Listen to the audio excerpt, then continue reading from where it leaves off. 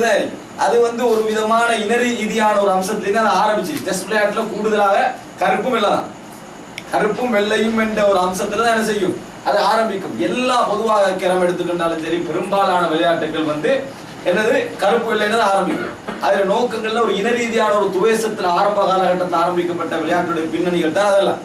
இது போன்றவைகள் இன்றைக்கு சூதாட்டமாக சர்வசாதாரணமாக இளைஞர்களுக்கு மத்தியில எல்லாம் நடமாட்டத்தை பார்க்கிறோம். இவைகள்லாம் இஸ்லாம் தடை செய்த விஷயங்கள்.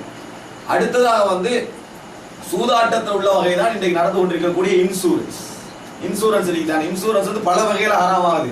அதுல ஒன்று சூதாட்டம். இன்சூரன்ஸ் பல வகையில ஹராமாகுது. சூதாட்டம் அதுக்கு ஒரு காரணிகள் உண்டு. இன்சூரன்ஸ் என்ன, ஒரு 100 பேர் சண்டை போட்டு 10 பேர் எடுத்துட்டு போறதுதான் இன்சூரன்ஸ். 100 பேர் பயந்து பணம் போடுறது, 10 பேர் எடுத்துட்டு போறது. போட்டவன் அதை வாங்கினவனுக்கு நான் அவ்வளவுதான். நான் உங்களோட 100 பேர்ல பணத்தை கேட்கிறேன். என்னது கேட்கிறேன்னா, உங்களுக்கு ஆபத்து உங்களோட சல்லி நான் தந்துருவேன். நான் எப்படி கார் வாங்குறதால, நான் எப்படி பில்டிங் கட்டினேன், நான் எப்படி அரசாங்கத்துக்கு கடன் கொடுக்குறது, நான் எப்படி பேங்க்குக்கு கடன் கொடுக்குறது, அந்த அளவுக்கு நான் எங்க வந்தேன். நான் உங்களோட 100 பேர் பணத்தை எடுத்து நான் வச்சுருக்கிறேன். எதுக்காக வேண்டி, உங்களுக்கு ஏதாவது ஆபத்து நடந்தா அந்த பணத்தை தர்றதுக்காக வேண்டி. அப்படி இருக்கிற நேரத்தில் எனக்கு காரும், எனக்கு ஒரு பேங்க்கும், எனக்கு ஒரு பிரான்ச்சும், எனக்கு ஒரு இந்த மாதிரியான அரசாங்கத்துக்கே கடன் கொடுக்கின்ற அளவுக்கு நான் எப்படி டெவலப் ஆகினேன் அப்படின்னா இது ஏமாத்து. ஏன்னா கன்ஃபார்மாக தெரியும் 100 காரம் எக்ஸிடென்ட் பண்ண போறது இல்லையே, 100க்கு சேர்த்து இன்சூரன்ஸ் பண்ணிடுறது. ஆனால் 100 காரம் எக்ஸிடென்ட் பண்ண 10 படம் 10க்கு பணம் இவன் ஒரு பணத்தை கொடுத்தா ஒரு 50 பேர் பணம் அவனுக்கு போகும். 10-50 பேருக்கு தான் திருப்பி கேட்கவும் இயலாது. அவர் திருப்பி கேட்கவும் இயலாது. அப்ப இதுல முதலாவது கவனிக்கணும் என்ன, பை சான்ஸ் தான் கார் முட்டிப்பட்ட. அதுவும் எந்த அளவுக்கு இதுல வளர்ந்துக்கிறான்னு சொன்னா அதை கிளாஸ் பிரிச்சு வச்சுக்கிறாங்களே. இப்ப 3rd class, 2nd class, 1st class பிரிச்சு வச்சுக்கிறாங்க. 3rd கிளாஸ் சொல்றது தேர்ட் பார்ட்டி என்று சொல்றது அவர் ஒரு அவ்வளவுதான். அப்ப அதுக்கு எந்த கேள்வியும் கேட்கல. அது கவர்மெண்டால வெளியெடுக்கிறதுக்காக வேண்டி கட்டாயம் போட்டே ஆகணும் என்று அது நிர்பந்தம் என்ற அடிப்படையில் வந்தாச்சுன்னு வைங்களேன். அதுவும் கூடாதா, ஒரு மனிதன் பணத்தை வருஷா வருஷம் 2500 ரூபாய் கட்டணும், 3000 கட்டணும் சொல்லியோ நிர்பந்திக்கிறது அநியாயம். என்னத்துக்கு நான் கட்டணும், எந்த காரணமும் இல்லை. ஆனா கட்டித்தான் ஆகணும், இன்சூரன்ஸை ரெனியூ பண்ணி தான் ஆகணும் என்று சொல்றதெல்லாம் இஸ்லாமிய ஆட்சி இருந்தால் ஹராமான விஷயங்கள். இப்ப நம்ம இந்த காலத்தை வாகனம் எடுக்கிறோம்னா அதை போட்டே ஆகணும் என்றதெல்லாம் நிர்பந்தம் பண்ணுவீங்க. ஆனா இந்த செகண்டும் ஃபர்ஸ்ட் கிளாஸ் தானே, இதை பொறுத்த வரைக்கும், இந்த ஃபர்ஸ்ட் பார்ட்டி செகண்ட் பார்ட்டிகளை பொறுத்த வரைக்கும் இஸ்லாத்துல அனுமதியே கிடையாது. ஏன்னா அது எங்களோட சாய்ஸ், எங்களுக்கு கடமை இல்லை. ஆனால் இதுல என்ன அம்சத்துல போடப்படுதுன்னு சொன்னா, எனக்கும் முன்னால் உள்ளவங்களுக்கும் 3 பேருக்குள்ள பாதிப்பு இருக்குது. இதுல இந்த இன்சூரன்ஸ் கம்பெனி எல்லாம் என்ன செய்யறாங்கன்னா வழக்கு போடுறாங்க. நம்மளோட இன்சூரன்ஸ் பணத்தை இவர்கள் கிளைம் பண்ணி விட்டாங்க, அவனுக்கு வழக்கு. யாருக்கு, முட்டிப்பட்டவனுக்கு வழக்கு போடுறான். வழக்கு போட்டியே இன்சூரன்ஸை கொடுக்க வச்சுட்டான் அவன். அப்படி வழக்கு நடத்த எந்த அளவுக்கு இந்த இன்சூரன்ஸை பயன்படுத்திக்கிறான்னு சொன்னா, 2 சகோதரர்கள், மார்க்கத்தோடு சம்பந்தப்பட்ட சகோதரர்கள், அவர்களுக்கு பேர் ஃபிங்கர் பிளாசா. நான் ஏற்கனவே சொல்லிக்கிறேன், இது ஃபிங்கர் பிளாசா. என்னன்னு சொன்னா, ஜப்பானுக்கு போய்த்து ஒவ்வொரு விரலுக்கு ஒவ்வொரு இன்சூரன்ஸுக்கு இந்த பெருமதிக்கு ஏற்ற மாதிரி இந்த விரலை கொடுத்துட்டாங்க உங்களுக்கு. இந்த விரலால் இந்த விரலை கொடுத்து அது விரல் பாதிக்கப்பட்டன்னு சொல்லி, மெஷின்ல பாதிக்கப்பட்டன்னு சொல்லி அதை அப்ளை பண்ணி ஓகே ஆகி சரி பாதிக்கப்பட்டதுனால அவங்களுக்கு 1 கோடி கொடுத்தீங்க ஸ்ரீலங்கா பணத்தை. இங்க பிடி நடிச்சிட்டான் நானா தம்பி. அதுக்கு அவங்களுக்கு பேர் வச்சுக்கலாம் ஃபிங்கர் பிளாஸ் ஆண்டு, விரலால கட்டினா மாறி கரெக்டா. அப்ப இந்த அளவுக்கு தண்ட விரலை கொடுத்து பிடிங் கட்ட அளவுக்கு சொன்னா அதோட வேலையை முடிச்சுட்டு வந்துட்டான் விரலை கொடுத்துட்டு. இது பெரிய கௌரவம் நினைக்க, வாழ்க்கை ஃபுல்லா விரலை கொடுத்து சம்பாதிச்ச சமூகம். இது ஒரு நலவா, இதெல்லாம் சமூகத்தில் நடந்து கொண்டிருக்குது. இன்சூரன்ஸ் என்ற பேர்ல பண ஆசை, பயமுறுத்துறது, அது நடக்கும் இது நடக்கும்னு சொல்லி. இது முஸ்லிம்கள் இன்சூரன்ஸை பத்தி சரியா விளங்கிக்கிறதுனால ஒரு அளவுக்கு போகுது. மற்ற இடங்களெல்லாம் குரலுக்கு இன்சூரன்ஸ் பண்ணிக்கலாம். பாடகர்கள் குரலுக்கு இன்சூரன்ஸ், திருமணத்துல இன்சூரன்ஸ், அழகுக்கு இன்சூரன்ஸ், காதுக்கு இன்சூரன்ஸ், கண்ணுக்கு இன்சூரன்ஸ், எல்லாமே அவனுக்கு சம்பாதிப்பு. யாருக்கு, இன்சூரன்ஸ் காரனுக்கு சம்பாதிப்பு. என்னென்ன நாய்க்கு இன்சூரன்ஸ் பண்றான், இன்னொரு நாள் கிரெடிட் கார்டுக்கு இன்சூரன்ஸ் பண்ணா பண்ணுவான். கிரெடிட் கார்டே கடன், அதுக்கு ஒரு இன்சூரன்ஸ் பண்ணாலும் பண்ணுவான். பாருங்களேன், அந்த அளவுக்கு டெவலப் ஆக போது இன்சூரன்ஸ் என்ற அம்சம். அப்ப இந்த ஒவ்வொரு நாளும் வெளிநாட்டுக்கு போற மக்களுக்கு பீரோட பேர்ல இன்சூரன்ஸ் எடுக்கலாம். பீரோட யார் ஒழுங்கா திருப்பி கொடுக்குறாங்க, அநியாயம் நடந்தா ஒன்றுமே இல்லை. என்னமெல்லாம் பாடுபடுறாங்க. பிளைட் என்ன செய்யறாங்க, இன்சூரன்ஸ் இன்க்ளூட் பண்ணி ஒரு 2500 ரூபாய் 3000 ரூபாய் எடுத்துக்கிறாங்க. அது பொறுப்பா நடக்குது, அதெல்லாம் ஒன்றுமே நடக்குது. ஆனா அது இன்சூரன்ஸ் என்ற பேர்ல மக்கள்கிட்ட பணத்தை என்ன செய்யறாங்க, எந்த அளவுக்கு சுரண்டியமோ அவ்வளவு சுரண்டிட்டு. ஏன் கவர்மெண்ட்டுக்கு வருமானம் தேவை. அப்ப இது எனது கவர்மெண்ட் ரீதியாக கட்டாயப்படுத்தி எடுக்கிறது ஒன்று இருக்குது, பிரைவேட்டாக நாங்களா போய் தரப்படுறது ஒன்று இருக்குது. இது சூதாட்டப்பட்டு சொல்றதுக்கு காரணம் என்ன, 100 பேரும் பயந்து பணத்தை போடுறாங்க. என் காருக்கு ஏதாவது நடந்துருமோ, என் காருக்கு ஏதாவது நடந்துருமோன்னு போடுறான். போட்டாச்சா அது அவன்கிட்ட கையில இருந்து அவன் அப்படி எல்லாத்தையும் ஒரு பேங்க்ல ஓட்டுவான். அவனுக்கு அதான் தேவை, எல்லாத்தையும் தூக்கி ஒரு பேங்க்ல ஓட்டுவான். பேங்க்ல சென்ட்ரல் பேங்க்ல கூட அவனுக்கு போட அந்த அளவுக்கு கோடிக்கணக்கில் அவனுக்கு கிடைக்குது. நேரா ஒரு இந்த பேங்க் மூலம் போக தேவையில்லாம சென்ட்ரல் பேங்க்ல போற அளவுக்கு கோடிக்கணக்கான பணம் கிடைக்குது. சென்ட்ரல் பேங்க்ல ஒரு கெபாசிட்டி இருக்குமே, போறதுக்கு அமௌண்ட் விட்டுறீங்க. அப்ப அதை கொண்டு போய் அங்க போறோம். அங்க போட்டா இன்சூரன்ஸ் கேட்கிற டைம்ல பணம் வரும். அவன் வட்டி காசா வந்துட்டு இருப்பான். இந்த மாதிரி அவனவனை ஏமாத்தி சம்பாதிக்கிறதுக்கு வச்ச இன்சூரன்ஸை நம்ம வந்து பிரேக்கெட்ல இஸ்லாமிய இன்சூரன்ஸ் போட்டு ரூபாய்க்கு வச்சிருக்கோம். ஏதாவது உருவாக்கின உடனே நம்ம இஸ்லாமிய என்று போட்டு அதை இங்கே எடுத்துருது. இஸ்லாத்தை பொறுத்த வரைக்கும் அப்படியான ஒரு அம்சங்கள் ஒன்று இல்லை.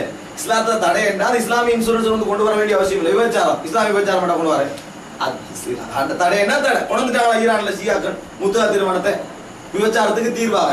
அது முத்தா திருமணம் மட்டும் ஒரு விபச்சாரம் தான். அப்ப இது போல சூதாட்டம் என்றதுல இந்த இன்சூரன்ஸ்ல ஒரு வகை தான் சூதாட்டமும். மற்ற தலைவர் பின்னால வரும். இன்சூரன்ஸ் வந்து பல வகையில் ஹராமாகுது. இஸ்லாத்துல வந்து இன்சூரன்ஸ் என்ற அம்சம் பல வகையில தடை செய்யப்பட்ட ஒன்று. அதுல ஒன்று சூதாட்டம். நல்லா பாருங்க, சூதாட்ட வகையா இல்லையாது. 100 பேர் பணத்தை போட்டு 10 பேர் அடிச்சுட்டு போறது என்ன? அவன் எக்ஸிடென்ட் பட்டா பை சான்ஸ் அவனுக்கு பணம். அவன் நேர்த்து போட்ட வாய்ப்பான், நீங்க 10 வருஷம் போட்ட வாய்ப்பீங்க. அவன் நேர்த்தா இன்சூரன்ஸ் போட்டிருப்பான், அவனுக்கு சான்ஸ். நீங்க 10 வருஷம் போட்டிருப்பீங்க, உங்களுக்கு அது இன்சூரன்ஸ் போட கூட வந்து அந்த லைஃப் இன்சூரன்ஸ் போடுறதானே. அவருக்கு வயது போனாக்களுக்கு லைஃப் இன்சூரன்ஸ் போடலை, நாளைக்கு போதாங்க, ஆனால் அவருக்கு லைஃப் இன்சூரன்ஸ் எடுக்கிறல. இந்த மாதிரியான ஒரு ஏமாத்து வித்த இன்றைக்கு நடக்குது. இன்னொன்று, பேங்கை விட வருமானம் ஈட்டுகின்ற துறை இன்சூரன்ஸ்.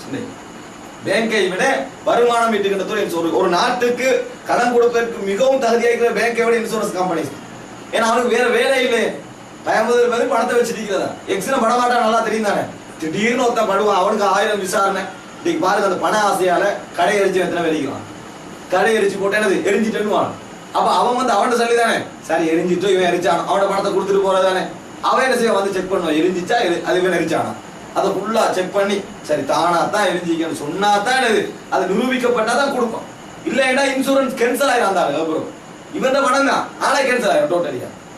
இப்படி எல்லாம் நடக்குது. நாங்க என்ன செய்யறோம் பார்க்கணும். ஆக நாங்க புரிஞ்சுக்கொள்ளணும் என்று சொன்னால் இது என்னது ஒரு இன்னொரு வகையில அநியாயம் தான். இன்னொரு வகையில இது அநியாயம் தான். இன்னொருத்த இன்சூரன்ஸ் பண்ணி நம்ம இன்சூரன்ஸ் பண்ணலாட்டி வேற அநியாயம். அது ஒருத்த இன்சூரன்ஸ் பண்ணிப்பா, நம்ம இன்சூரன்ஸ் பண்ணலேண்டா அது எக்ஸிடென்ட் ஆகி அது இன்னொரு அநியாயம் என்ற அளவுக்கு என்னது சமூகத்துல போய்கொண்டிருப்பதை பார்க்கிறோம். ஆக இதுவும் ஒரு சூதாட்ட வகையில உண்டுதான். மொத்தமாக இஸ்லாம் வந்து சூதாட்டம் என்கின்ற பகுதியை தடை செய்கிறது. சூதாட்டம் என்னென்ன ரூபத்துல வந்தாலும் அது ஹராம் என்றதை என்ன செய்யக்கூடாது, நாங்கள் மறந்துவிடக் கூடாது. ஒன்று. இரண்டாவது அம்சம் வந்து இஸ்லாத்தை தடை செய்யப்பட்ட 21வது அம்சம், அதாவது திருடு. திருட்டையும் இஸ்லாம் என்ன செய்து மற்றவண்ட அநியாயமாக சொத்துக்களை எடுக்கிற முறையில் ஒன்றுதான் திருட்டு என்கின்ற அம்சம். அல்லாஹ் தஆலா குர்ஆன்ல சொல்றான், வஸ்ஸாரிகு வஸ்ஸாரிகத்து ஃபக்தஹு ஐதியஹுமா. திருடனும் திருடுகின்ற பெண்ணுக்கும் 2 கரங்களையும் வெட்டி விடுங்கள். 2 கரங்களையும் வெட்டி விடுங்கள். ஜஸாஅம் பிமா கஸபா. அவர்கள் சம்பாதித்ததற்கு கூலியாக, அவர்கள் சம்பாதித்ததற்கு கூலியாக கைகளை வெட்டி விடுங்கள். நகாலம் மின் அல்லாஹ். இது அல்லாஹ்வுடைய தண்டனை. வல்லாஹு அஸீஸுன் ஹக்கீம். அல்லாஹ் கண்ணியமானவன், அதாவது ஞானம் உள்ளவன். இப்ப இந்த வசனங்கள், இது போன்ற வசனங்களை எல்லாம் வெஸ்டர்ன் உலகம், மேற்குலகம் என்ன செய்யுது, குர்ஆனில் இந்த எடு என்று சொல்லுது. குர்ஆனில் என்னது எடுக்கட்டா அல்லாஹ் தெளிவா சொல்றானே. இப்ப ஒரு மனுஷன் ஒரு தண்டனையை சொல்லுகின்ற பொழுது எவ்வளவு கஷ்டப்பட்டு சொல்லணும். நான் உங்களுக்கு அடிச்சிருக்க மாட்டேன், எனக்கு அடிக்க விருப்பமும் இல்லை, நான் ஏன் அடிக்கிறேன் தெரியுமா அப்படின்ற ஒரு 10 முன்னுரை போட்டு தான் அடிக்கிற சப்ஜெக்டை கூட மனுஷன் சொல்லுவான். அல்லாஹ் வெட்ட சொல்ல கூட ஒரு வரியில முடிக்கிறான். திருடனையும் திருடுகிற பெண்ணை கையை வெட்டுங்கன்றான். முன்னுரை பின்னுரை அதுக்கு மனசு தயாராகினவரை சொல்லுவோம். அல்லாஹ் என்ன செய்யல அகடி வைக்கல, நேரடியாகவே திருடனும் திருடுகின்ற பெண்ணையும் கையை வெட்டுங்கன்னு அவர் சொல்றான். அப்ப இந்த அளவுக்கு ரசூலுல்லாஹி ஸல்லல்லாஹு அல்லாஹ் தஆலா குர்ஆன்ல சொல்றான்டா தெளிவாக. இஸ்லாமிய ஆட்சி ஒன்று வந்தா திருடுறதுக்கு 2 சாட்சி இருந்தால், திருடினானதுக்கு 2 சாட்சி வந்துட்டான்னு சொன்னா அவட கையில செய்யப்படும், எடுக்கப்படும். இப்ப இது திருடுன்றது இஸ்லாத்தோட மிகப்பெரிய பாவம். ஏன் திருட்டு மிகப்பெரிய பாவம் என்று சொன்னால், அதாவது இந்த திருட்டு என்கின்ற அம்சம் வந்து இப்படியான ஒரு தண்டனை மூலம் வைக்கவில்லைன்னு சொன்னா, பேப்பர்கள் வளமையை பார்க்கறோம் தானே, 50 முறை திருடியவர் 51ஆம் முறை கைதுன்னு சொல்லி, 50 முறை திருடியவர் 51வது முறை கைது. அப்ப 50 முறை திருடியவர் 51ஆம் முறை கைதுன்னு சொன்னா இந்த அரசாங்கத்துல வேலையே இல்லைன்னு அர்த்தம், அந்த கவர்மெண்ட்ல வேலையே இல்லைன்னு அர்த்தம். இன்னைக்கு நாங்க சவுதிக்கு போறோம், சவுதி கைவெற்ற நடைமுறைப்படுத்துற நாடு, எல்லாரும் கையில்லாம வைக்கிறாங்க. சவுதிக்கு நாங்க போனா எல்லாரும் கையில்லாதவங்களா தொங்கிட்டு திரியிறாங்க. இப்படி செஞ்சா எத்தனை பேர் களவு, என்ன நினைக்கிறாங்கன்னா ஒரு நாட்டில் இருந்துக்கிறாங்க, அந்த நாட்டுல களவு கூட. இப்ப பாக்குறாங்க இந்த நாட்டில் நாங்க களவு சட்டத்தை அப்ளை பண்ணினா எல்லாரும் கையை வெட்ட வேண்டி வருமே என்று நினைக்கிறான். இஸ்லாமிய ஆட்சி என்று உருவாக்கி அந்த சூழலை உருவாக்கிட்டு இந்த சட்டத்தை போட்டீங்கன்னா 2 பேரும் கை தான் வெட்டுப்படும், 200 பேர் கை வெட்டுப்படாது. திடீர்னு நீங்க சட்டம் போட்டா எல்லாரும் கை வெட்டுப்படத்தான் செய்யும்.